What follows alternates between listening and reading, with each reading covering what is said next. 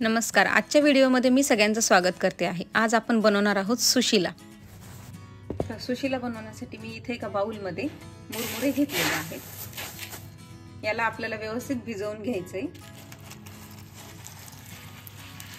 आपण जसं पोहे भिजवून घेतो तसं सेम हे मुरमुरे पण असे आपल्याला पाण्यामधून काढून घ्यायचे.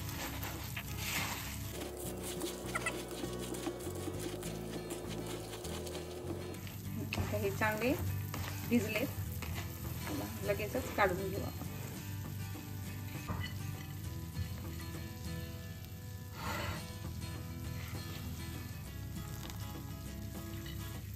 पूर्ण पाणी काढून घ्यायचं त्याच्यातलं. आता हे मुरमुरे आपण व्यवस्थित पाण्यातून काढून घेतलेले. आता ह्याच्यावर आपल्याला शेंगदाण्याचा कूट घालून घ्यायचा.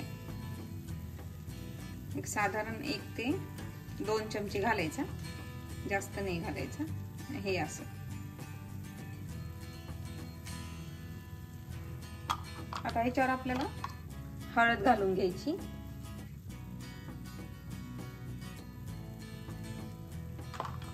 त्याच्यानंतर तिखट घालून घ्यायचं.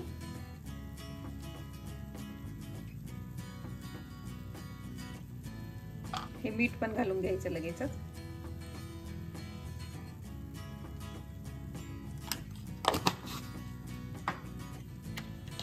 आता हे आपण असं रेडी करून ठेवले. आता एकीकडे आपण पॅन घेणार आहोत. तर आता इथे आपण पॅन ठेवला होता गरम करायला. आता ह्याच्यामध्ये आपण तेल घालून घेऊयात. 1 ते 1.5 चमचा तेल घेतलेलं आहे मी. तेल पूर्ण गरम होऊ देऊ आणि मग त्याला आपण फोडणी देऊया. खूप छान लागतो हा आयटम. आमचा मराठवाड्याचा स्पेशल आयटम आहे. तुम्ही ही रेसिपी नक्की ट्राय करा. नाश्त्याला सतत पोहे उपीट तर त्याच्यासोबत तुम्ही हे सुशिला पण ट्राय करू शकतात. मस्त लागतं एकदम. आता ह्याच्यामध्ये मी जिरे मोहरी घालून घेतलेली.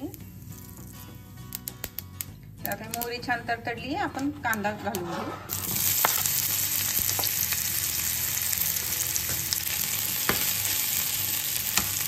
ह्याच्यासोबतच आपण शेंगदाणे घालून घेऊ.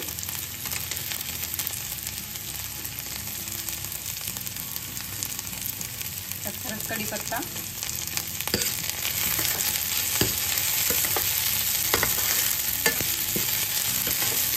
हे तुम्ही सेम पोह्यासारखं केलं तरी पण चालतं. म्हणजे हिरवी मिरची घालायची जर तुम्हाला तिखट नाही घालायचंय तर. फक्त हळद आणि हिरवी मिरची आपण घालून घेतली तरी पण ते चालतं. आम्ही सहसा तिखट घालूनच करतो ते. आता हे कांदा आपला झालेला आहे ब्राऊन रंगावर. आता आपण जे मुरमुऱ्यावर सगळं घालून घेतलं होतं तर ते आपण आता ह्याच्यामध्ये घालून घेऊ.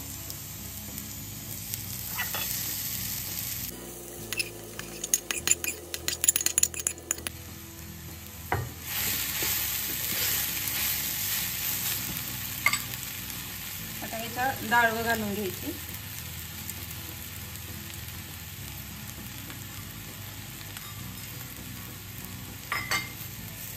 आणि ह्याला आता व्यवस्थित आपल्याला हलवून घ्यायचं. आता ह्याच्यावर लिंबू पिळून घेऊ आपण.